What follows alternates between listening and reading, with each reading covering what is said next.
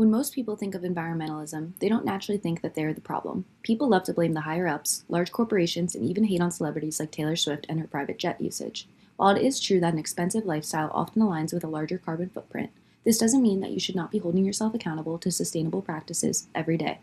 Today, I chose to focus specifically on Sustainable Development Goal 12, reasonable consumption and production, which emphasizes shifting consumption patterns, and I'll be specifically speaking on how you can do this in your household.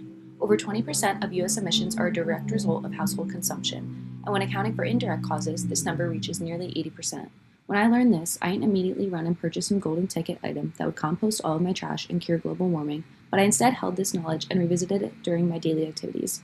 Here are some convenient ways you can practice sustainability in everyday life that I promise aren't hard to do, even on your laziest, coziest Sundays. To preface, I live in a small apartment close to campus that I share with 4 other roommates. Shared and condensed living spaces are ideal for optimizing energy conservation, but it's not always possible with certain lifestyles. Regardless of your living situation, these practices are an easy switch and adaptable to most situations. The first one is water usage. Cutting water usage makes a big difference. Even a small household leak can cost the world a gallon of water a day, when water is desperately needed in less abundant areas. Think about all the times you're wasting water, whether that's rinsing some food residue off a dish or letting the shower warm up while you're completing other tasks. Running water costs money and is inherently very wasteful. One of the small changes I've made is not letting the water run while I brush my teeth. I simply wet my brush, turn the sink off, and then turn the sink back on when it's time to rinse momentarily. Another good practice is utilizing a dishwasher if you can afford it. When you picture yourself hand washing a dish, you don't really realize how long you have the water running for. You can also dump food into the trash off your plate to avoid a rinse. Small changes can add up to a big difference. The next one is energy conservation. Conservation of household energy can be practiced in various ways, but 2 practices I've picked up on recently have been easy swaps in my daily lifestyle. During extreme seasons, people tend to want their homes at the perfect temperature as relief from either the outdoor heat or cold, but keeping your thermostat closer to the outdoor temperature actually significantly reduces energy and your utility bill.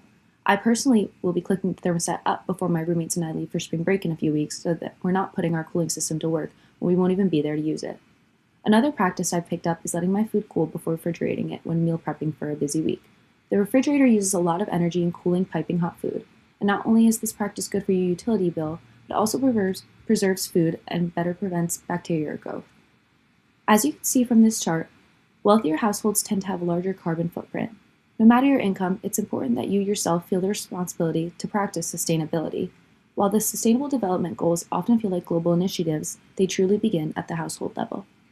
While these practices align very closely with SDG 12, they're also actually applicable to many other SDGs, reinforcing the need for you to participate in everyday sustainable practices.